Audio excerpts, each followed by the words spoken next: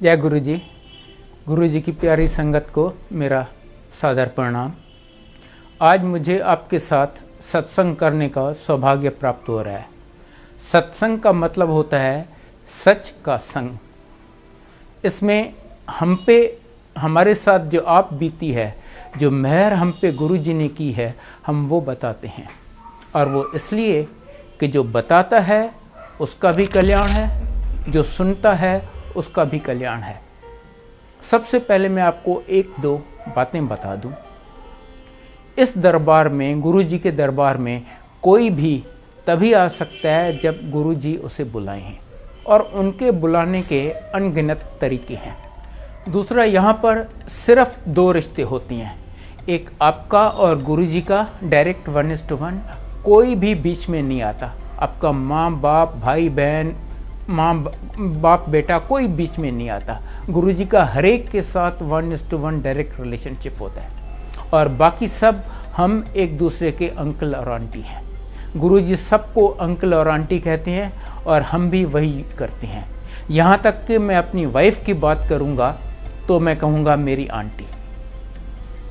आज से लगभग 16 साल पहले 1997 में मेरा बड़ा बेटा 24 साल का था। उसको कैंसर हुआ था। उसका यहाँ ऑपरेशन हुआ एम्स में, न्यू दिल्ली में, जो कि इंडिया की one of the finest hospitals है। ऑपरेशन के बाद डॉक्टर्स ने कहा कि अब हम इसकी 9 महीने केमोथेरेपी करेंगे, बहुत स्ट्रांग डोजेस, पर ठीक होता है या नहीं, या अगर ठीक हो गया तो फिर 6-8 महीने या 1 साल बाद फिर हो जाती है, हम कुछ नहीं कह सकते, क्योंकि इस टाइप का कैंसर केमोथेरेपी रेजिस्टेंट है। हमने उसकी बायोप्सी अमेरिका में भी करवाई, और टाटा मेमोरियल हॉस्पिटल बॉम्बे में, जो कि इंडिया की ओल्डेस्ट एंड बेस्ट हॉस्पिटल है फॉर कैंसर, वहाँ पर भी करवाई। उन्होंने कहा इस टाइप का कैंसर तो 2-4 साल के बच्चे को होता है और वो हमेशा मर जाता है। मेडिकल साइंस में इसका कोई जवाब नहीं है, आप बेटे को भूल जाइए। जितना जल्दी आप उसे भुला दें उसके लिए भी अच्छा होगा, और आपके लिए भी। यहाँ तक कि उन्होंने हमें कहा कि कुछ मत कीजिए। अगर आपने कुछ किया तो हो सकता है आप उसकी ज़िंदगी कुछ दिन या कुछ हफ्ते बढ़ा सकें, पर आप सिर्फ उसकी और अपनी दोनों की परेशानी बढ़ा देंगे। उसको जाने दीजिए। आप समझ सकते हैं हमारी क्या हालत हुई होगी। पर अब हमें लगता है कि शायद ये गुरु जी की लीला थी हमें अपनी शरण में बुलाने की, क्योंकि अगर ये नहीं होता तो जैसी मेरी ज़िंदगी जा रही थी, हम शायद गुरु जी के यहाँ जाते ही नहीं। मैं गवर्नमेंट ऑफ इंडिया का एडवाइज़र था, और मेरी आंटी गवर्नमेंट ऑफ इंडिया में चीफ मेडिकल ऑफिसर थी। जैसे गुरु जी की मर्ज़ी, बेटे के कैंसर होने के लगभग 3 महीने बाद मेरी आंटी के किसी कलीग ने बताया कि ऐसे गुरुजी हैं। तब हम पहली बार गुरुजी की शरण गए। और सच तो ये है कि हम इसलिए नहीं गए कि हमें गुरुजी में कोई बहुत विश्वास था, नहीं, सिर्फ इसलिए कि हम मजबूर थे। हमारे पास और कोई रास्ता ही नहीं था, और कोई द्वार था नहीं जो हम खटखटा सकें। पहले दिन गुरुजी ने मेरे बेटे को सिर्फ 2 अक्षर बोले, कल्याण कीता। पर उन 2 अक्षरों में हमें क्या कुछ मिल गया, और अभी तक इस पल तक जो मिल रहा है इतना ज़्यादा है कि मुझ में शक्ति नहीं है कि मैं आपको बता सकूं, और आप सोच नहीं सकते। सबसे पहले तो मैं आपको बेटे का बताऊं। लगभग 3 महीने बाद जब उसका CT स्कैन हुआ, एब्सोल्युटली अनबिलीवेबल रिजल्ट कि शरीर में कैंसर का नामो निशान नहीं है। फिर 6-6 महीने बाद, फिर 1-1 साल बाद CT स्कैन होता रहा, और हर बार सेम रिजल्ट कि शरीर में कैंसर का नामो निशान नहीं है। और जो डॉक्टर्स कहते थे कि आप बेटे को भूल जाइए, कहने लगे आप भूल जाइए कि इसे कभी कुछ हुआ था, he is absolutely all right.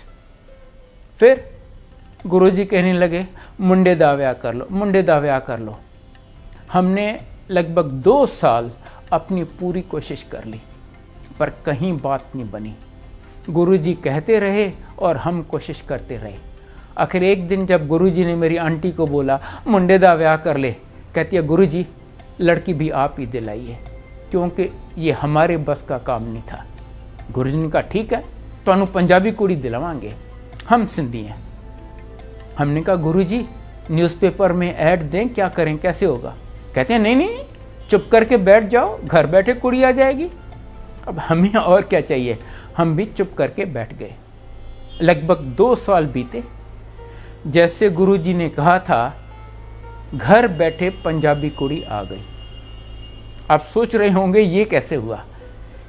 बेटा कंप्यूटर इंजीनियर है, दिल्ली में लोधी रोड पे CGO कॉम्प्लेक्स है, जहाँ पर गवर्नमेंट ऑफ इंडिया के बहुत ऑफिसेस हैं, ये भी वहाँ पर काम करता है। एक दिन वो कैंटीन में बैठा हुआ था, एक लड़की आई, अच्छे खासे गुड फैमिली की, पढ़ी लिखी, MCA। पहले तो इससे किसी कलीग के बारे में पूछा कि मैंने उसके अंडर ट्रेनिंग की है, अब वो कहाँ है। इसने बताया कि नहीं, उसको वो तो ये ऑफिस छोड़ के चला गया है। फिर वो 1-2 बार मिली। उसके बाद एक दिन उसको कहती है कि मेरे पेरेंट्स आपके पेरेंट्स से मिलना चाहते हैं मैट्रिमोनियल के लिए। इसने बताया कि देखो ये मेरी हिस्ट्री है, मुझे इस टाइप का कैंसर हो चुका है, आज मैं गुरुजी की कृपा से ठीक हूँ, पर मैं सच्चाई तुमसे छुपाना नहीं चाहता। कहती है कोई बात नहीं। उसके पेरेंट्स हमारे यहाँ आए, प्रपोज किया। हमने गुरुजी से पूछा, गुरुजी कहते हैं हाँ कर लो ब्याह। शादी हो गई। शादी के बहुत जल्द बाद गुरुजी ने मेरे बेटे को कहा अब अपनी फैमिली बढ़ा। तब पता चला कि लड़की को 2-3 प्रॉब्लम्स हैं जिसकी वजह से उसका माँ बनना बहुत मुश्किल है, और कैंसर वाले आदमी को तो कभी बच्चा हो ही नहीं सकता। 4 साल इन्होंने पता नहीं कितने स्पेशलिस्ट को कंसल्ट किया। सब ने कहा भूल जाइए, आपको अपना बच्चा होने का सवाल ही नहीं पैदा होता, चाहो तो किसी को गोद ले लो। 31 दिसंबर 2005 को गुरुजी न्यू ईयर्स ईव सेलिब्रेट कर रहे थे बड़े मंदिर में।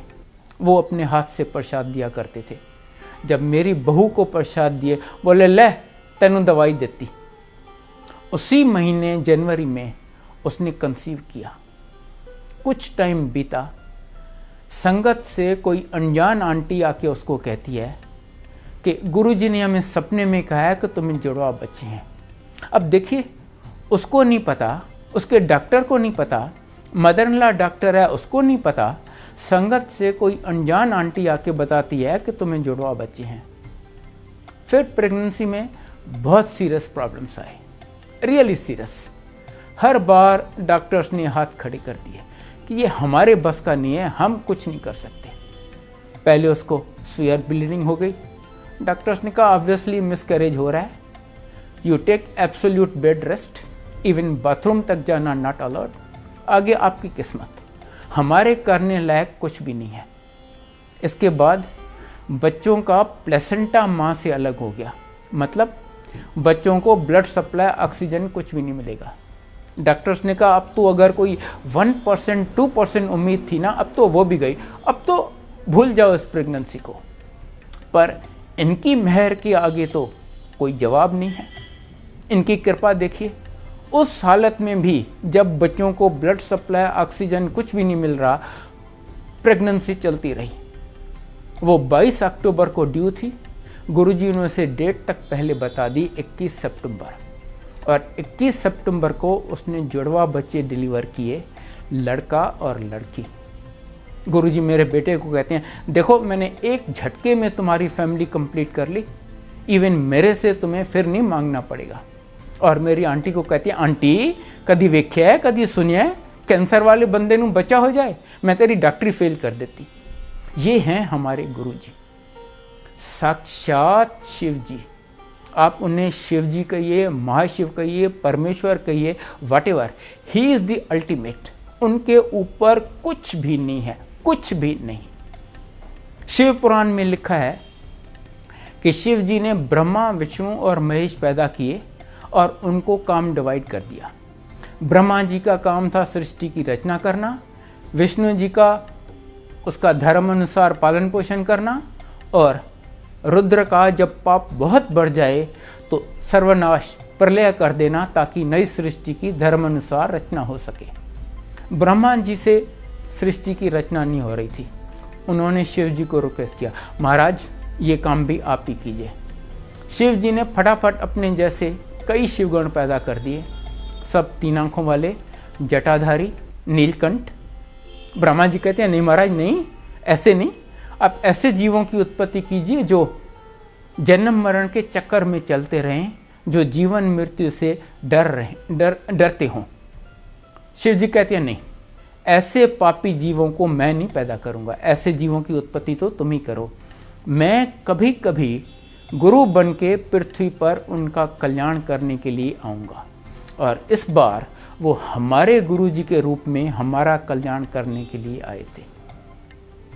गुरु जी बार बार कहते थे, मैं सिर्फ अपनी संगत का कल्याण करने के लिए आया हूँ।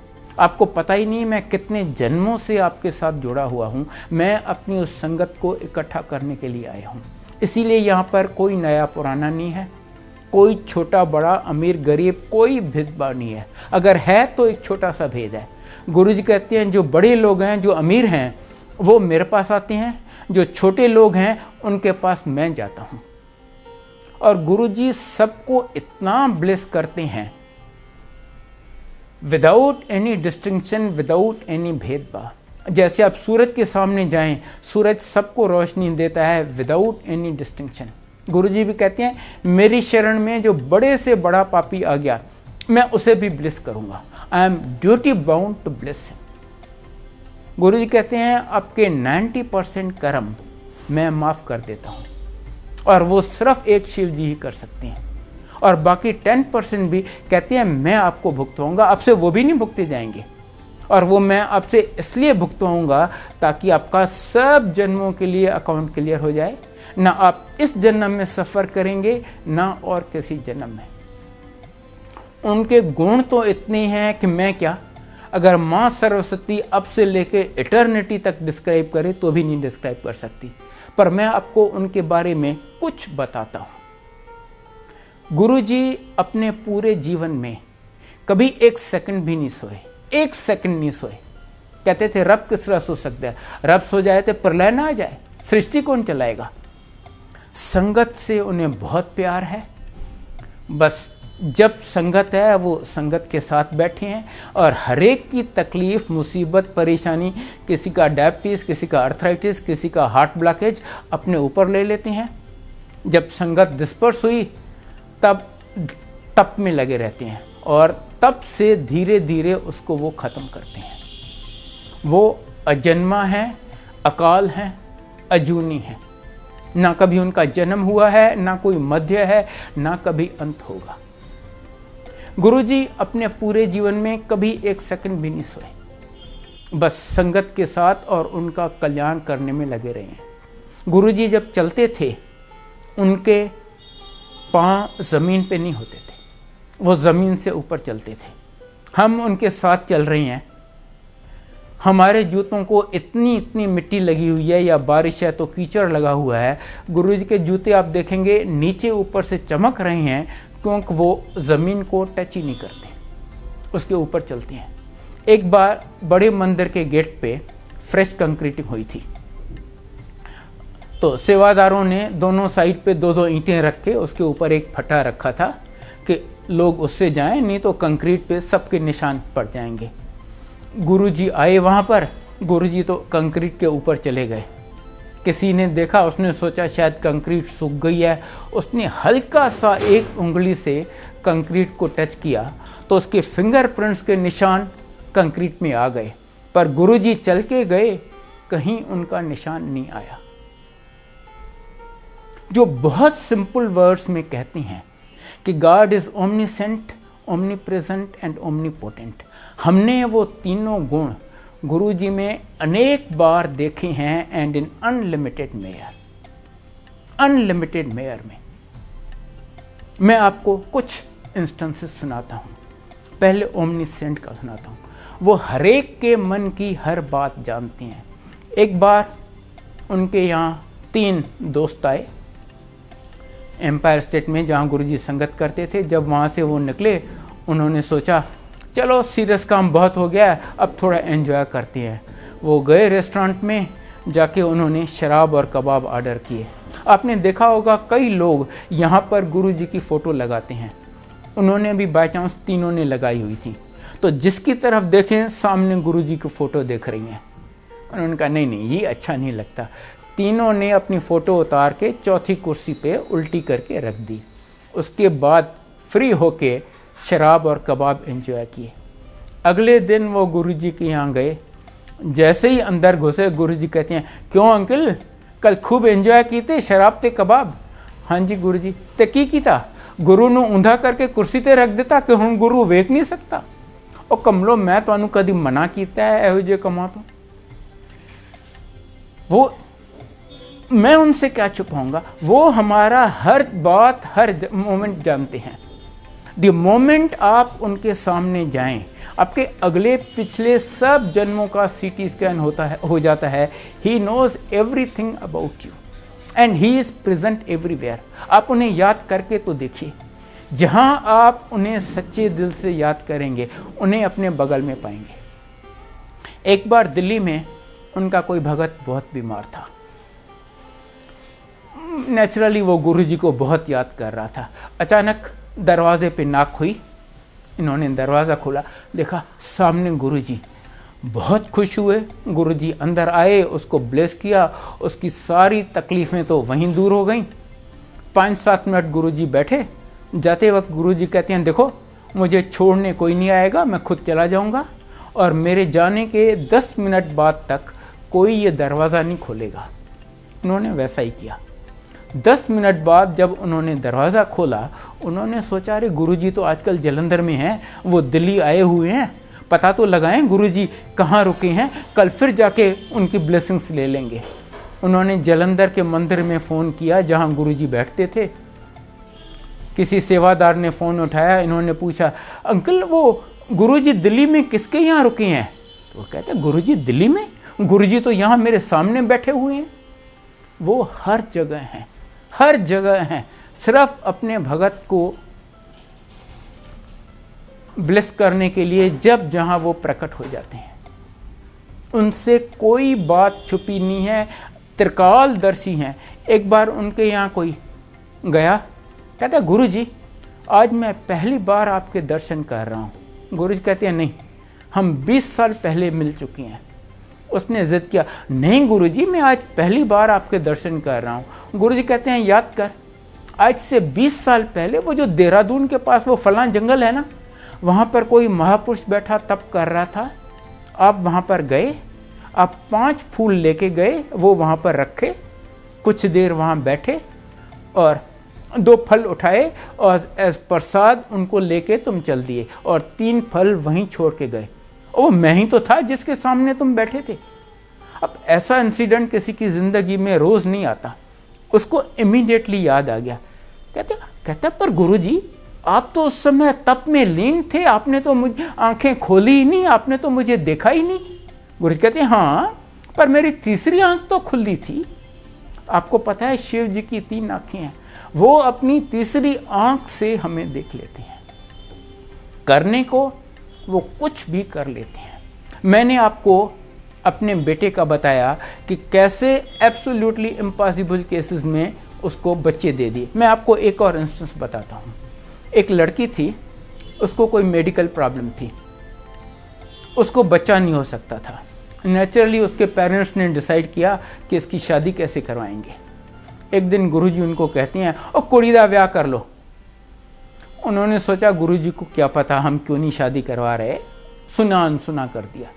गुरुजी ने फिर कहा, आखिर इन्होंने गुरुजी को बताया, गुरुजी इसको बच्चा नहीं हो सकता इसीलिए शादी नहीं कर रहे। गुरुजी ने कहा शादी ब्याह तो करवा लो, बच्चा भी दे देंगे, पर एक को ही देंगे। वो बड़े खुश हुए, उन्होंने उसकी शादी करवा दी। इन ड्यू कोर्स वो प्रेग्नेंट भी हो गई। उसको पता था एक ही बच्चा होना है। बहुत एंक्शस थी जानने के लिए कि लड़का है या लड़की है। उसने अल्ट्रासाउंड करवाया, पता चला लड़की है। आप जानते हैं हमारी सोसाइटी, वो ज़रा डिसअपॉइंट सी हो गई कि काश ये लड़का होता, पर गुरुजी को कुछ कहने की हिम्मत नहीं पड़ी। गुरुजी तो जानी जान है। जब वो ऑलमोस्ट ड्यू थी, एक दिन गुरुजी उससे पूछते हैं, और हुणते तू खुश है ना? क्या जवाब दे वो? जिसको बच्चा ही नहीं हो सकता, बच्चा हो रहा है, वो ना कैसे बोले? और उसे लड़का चाहिए, लड़की हो रही है, वो हाँ कहना नहीं चाहती थी। उसने बहुत हल्के से बोला, हाँ जी गुरुजी। गुरुजी कहते हैं, क्यों तू खुश नहीं है? कहती है, गुरुजी अगर एक ही बच्चा होना था तो काश वो लड़का होता। गुरुजी कहते हैं, ताकि हो गया, उन मुंडा कर देंगे, पर हम अल्ट्रासाउंड ना करवाएंगे। और आप विश्वास करेंगे, 3 दिन बाद उसने लड़का डिलीवर किया। ये हैं हमारे गुरुजी। Absolutely anything he can do.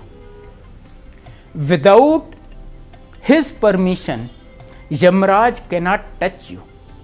पता नहीं कितने मुर्दों को उन्होंने जिंदा किया है। वैसे एक उनमें से मैं भी हूं। आज से 9 साल पहले मैं एम्स के ICCU में डेड डिक्लेयर हो चुका था। माई हार्ट हैड स्टॉप्ड, मेरी पल्स एब्सेंट थी। सिर्फ इनकी कृपा है कि आज मैं आपके सामने खड़ा हूं, मैं बोल रहा हूं। मैं आपको एक और इंस्टेंस सुनाता हूं। एक बार एम्पायर स्टेट में संगत चल रही थी। एक अंकल और आंटी थे, उनको अर्थराइटिस की प्रॉब्लम थी, वो ऐसे नीचे नहीं बैठ सकते थे। वो एंट्रेंस के पास सीढ़ियों में बैठे हुए थे। ऊपर से कंक्रीट का एक भारी गमला अंकल के ऊपर गिरा और अंकल को काफी चोट आई। संगत चल रही थी, गुरुजी बैठे हुए थे अपने सिंहासन पे, पर वो ऐसे बैठे रहे as if nothing has happened. संगत परेशान हो गई। एक तो वो गमला इतना भारी था और इतनी अच्छी तरह रखा हुआ था, गिर नहीं सकता था। दूसरा, गुरुजी बैठे हैं वहां पर अपने भगत के लिए कुछ भी नहीं कर रहे। This nobody ever expected. आखिर संगत से किसी ने एम्बुलेंस बुलाई और उसको हॉस्पिटल भेज दिए। हॉस्पिटल में उन्होंने अश्योर किया, कहते हैं नहीं जी कोई घबराने वाली बात नहीं है, सुपरफिशियल इंजरीज हैं। फर्स्ट एड के बाद उसको डिस्चार्ज कर दिए। अगले दिन वो अंकल और आंटी फिर एम्पायर स्टेट में आए। गुरुजी उस आंटी को बुलाते हैं, आंटी इधर आ, तू खड़ी होके इनानू दस, तू कल की व्याख्या सी। तो वो आंटी खड़ी होके सुनाती है, कहती है कल मैं वहाँ पर सीढ़ियों में अपने अंकल के साथ बैठी थी, वहाँ यमराज आया, वो मेरे हस्बैंड को ले जाने लगा। गुरुजी उधर बैठे हुए थे, उनके शरीर से एक और गुरुजी निकले और वो चल के यहाँ पर आए और यमराज को बोले, नहीं ये मेरा भगत है, आज तू इसको हाथ नहीं लगाएगा। यमराज ने बहुत बहस की कि गुरुजी आपको पता है इसका टाइम खत्म हो चुका है, आज मुझे इसे ले जाने दीजिए। गुरुजी ने कहा नहीं, ये मेरा भगत है, आज मैं तुम्हें इसे किसी हालत में ले जाने नहीं दूंगा। जब बहुत बहस के बाद यमराज ने देखा कि गुरुजी जिद पर हैं, उसकी बात नहीं मान रहे, वो निराश होकर जाने लगा और जाते जाते फ्रस्ट्रेशन में उसने गमले को हाथ मारा और गमला आके मेरे हस्बैंड के ऊपर गिरा। ये हैं हमारे गुरुजी। बड़ी से बड़ी बीमारी और कुछ नहीं है तेनू, वहम ना की तकर, ये कह के ठीक कर दिया। बड़ी से बड़ी, मैं आपको अपनी मदर का सुनाता हूँ। मेरी माँ लगभग 80 साल की थी। उनको 20-25 साल से इंसुलिन के इंजेक्शन लगते थे और आपको शायद पता हो, इंसुलिन का इंजेक्शन एक बार लगना शुरू हो, मरने दम तक कभी बंद नहीं होता। उनको अर्थराइटिस की प्रॉब्लम थी, वो चौकी मार के नीचे नहीं बैठ सकती थी। हार्ट की प्रॉब्लम थी, लिवर की, डाइजेशन की, आप जो बोलें।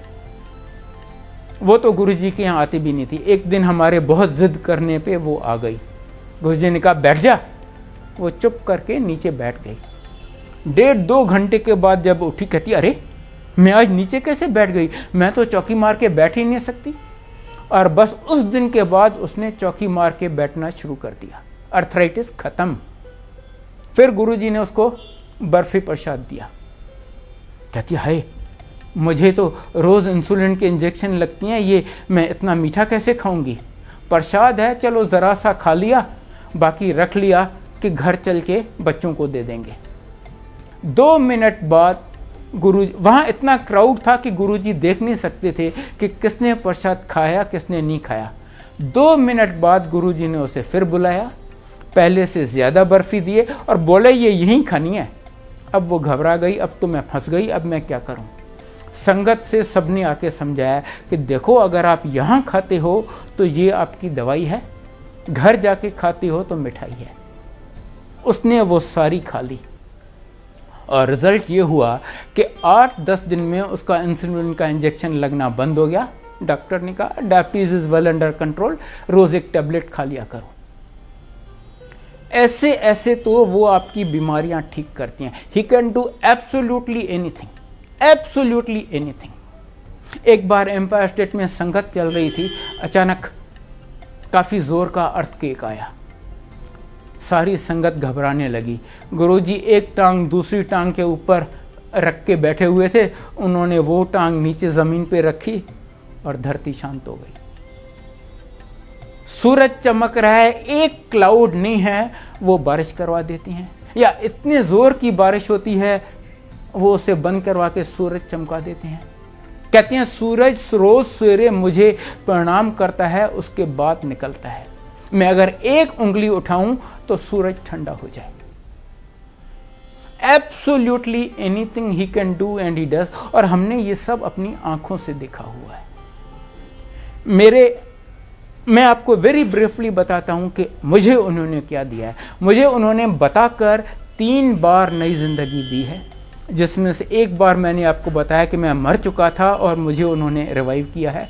2 बार उन्होंने मुझे मरने से बचाया है, और बिन बताए तो पता नहीं कितनी बार नई ज़िंदगी दी है। मेरी आंटी को नई ज़िंदगी दी है। बड़े बेटे का मैंने आपको बताया कैंसर ठीक किया, वो जो मर रहा था, जिसको हर जगह से जवाब मिल चुका था। छोटे बेटे को नई ज़िंदगी दी है। दोनों बहुएं उन्होंने दी हैं। जिस मकान में मैं गुड़गांव में रहता हूँ, मेरी हैसियत नहीं थी बनाने की, सिर्फ उनकी कृपा से बना है, और बहुत बहुत कुछ दिया है। बताइए मैं बदले में उन्हें कोई दे सकता हूँ? वो तीनों लोगों के मालिक, हम एक बड़े भिखारी उनके सामने। इसीलिए गुरुजी कहते हैं कुछ नहीं करना।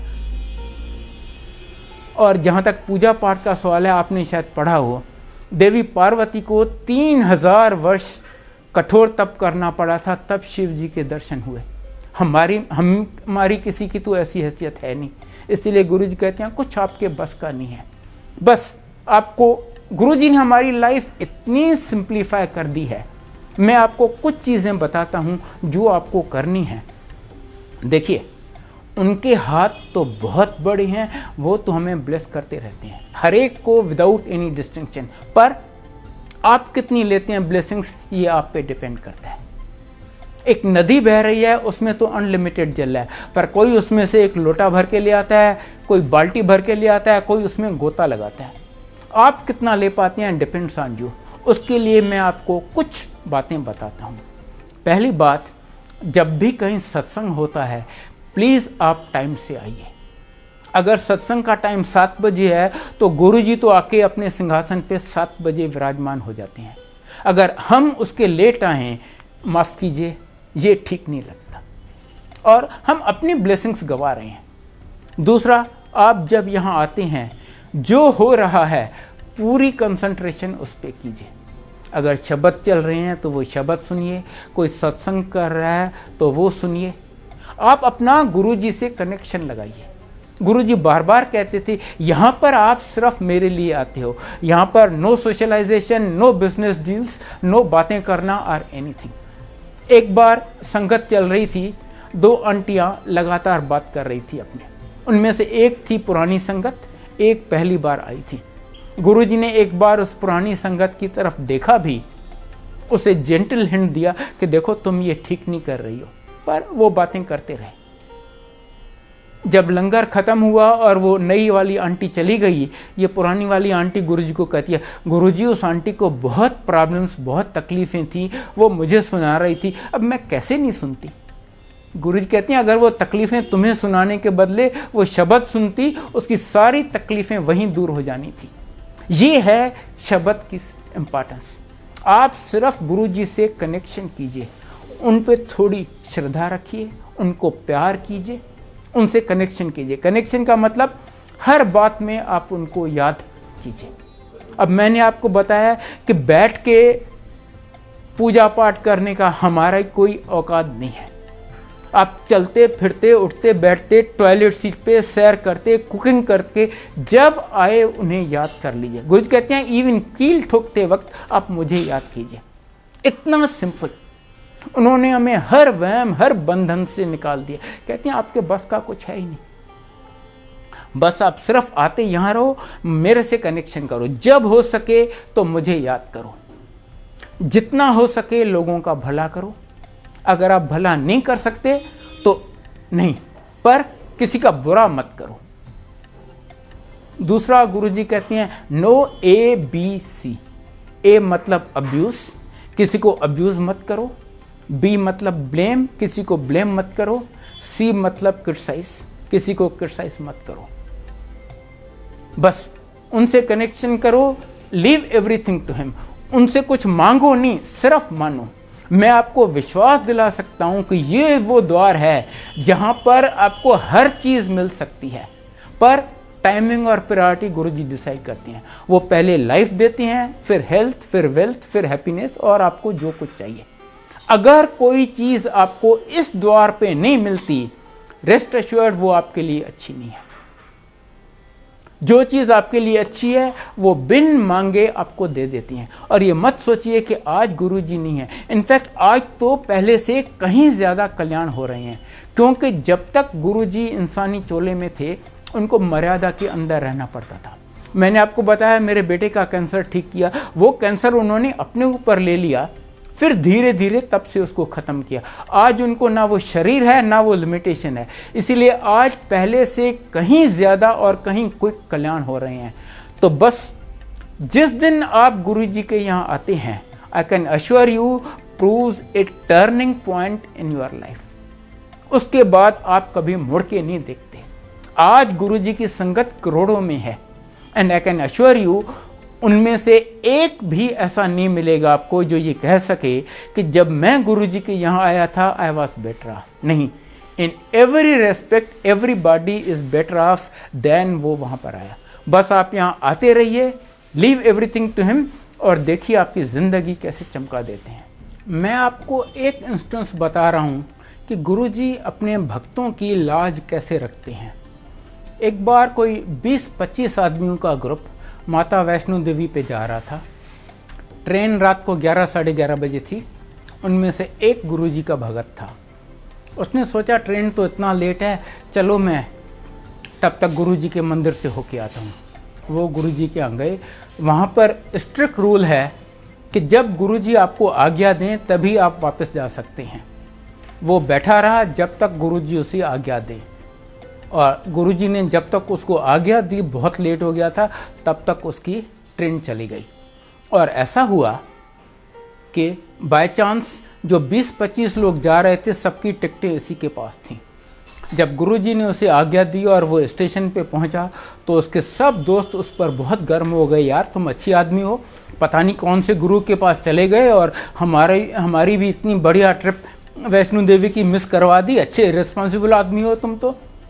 इसके पास तो कोई जवाब था नहीं। सामने से एक टीटी दौड़ता हुआ आया।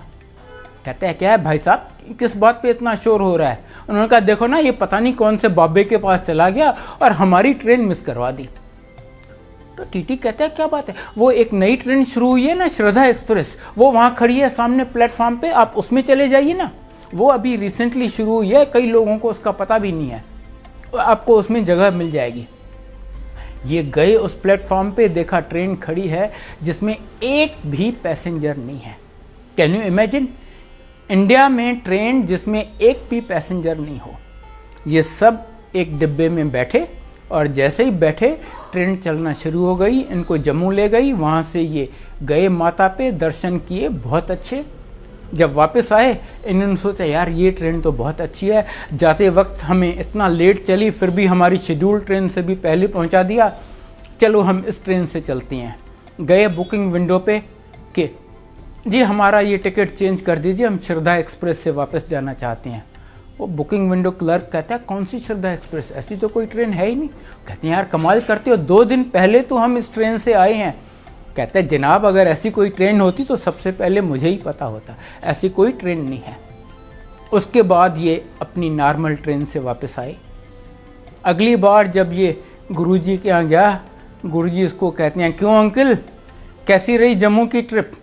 फिर गुरुजी कहते हैं जब अपने भगत पे बन आती है ना तो गुरुजी को कुछ करके दिखाना पड़ता है। वो श्रद्धा एक्सप्रेस उन दिनों थी ही नहीं कोई, उससे कोई 5-7 साल बाद अब शुरू हुई है, 2 साल हुए हैं ये ट्रेन शुरू हुई है, श्रद्धा एक्सप्रेस।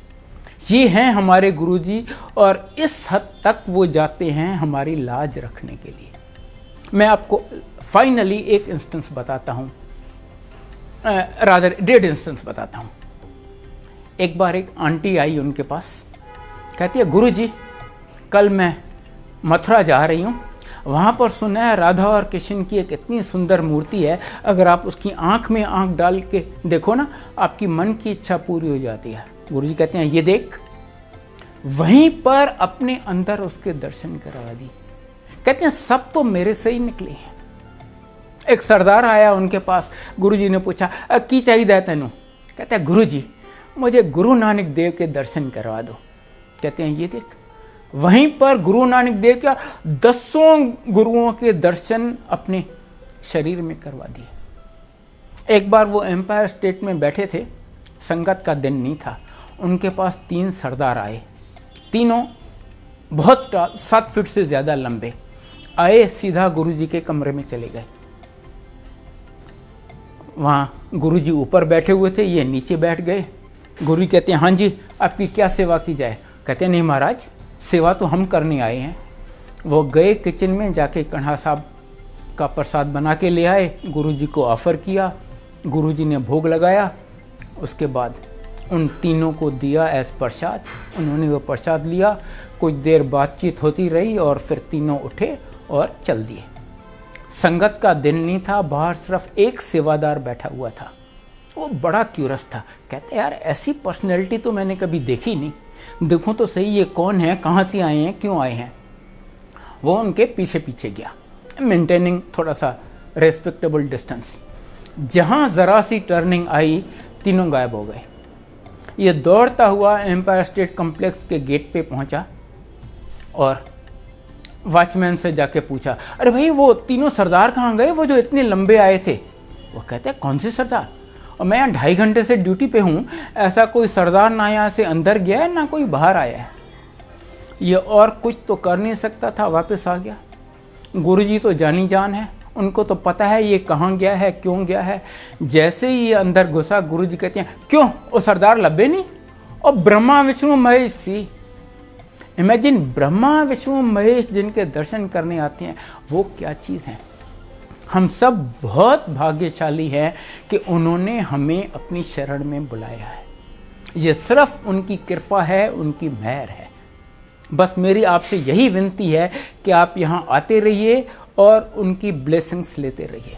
गुरुजी कहते हैं जब आप यहाँ आते हो, आप अपनी अकल और रफल होती है ईगो, इनको बाहर जूतों के साथ छोड़ के आओ, क्योंकि यहाँ जो होता है वो आदमी की सोच या मेडिकल साइंस से परे है। गुरुजी स्टार्स जहाँ मेडिकल साइंस या आदमी की सोच खत्म होती है। बस आप यहाँ आते रहिए, सब उन पे छोड़ दीजिए और देखिए आपकी ज़िंदगी कैसे चमक जाती है। जय गुरुजी।